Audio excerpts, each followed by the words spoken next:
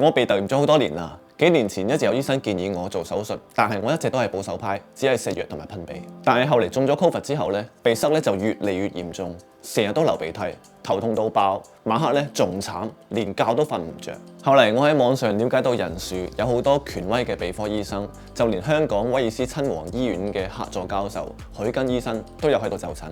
咁我就即刻預約咗佢幫我分析一下我嘅病情同埋治療嘅方案。佢真係俾咗好大嘅信心我做手術。手術嗰日，醫生同我傾下偈，我就瞓着咗。瞓醒之後咧，手術就已經做完啦喎，即日就可以翻屋企。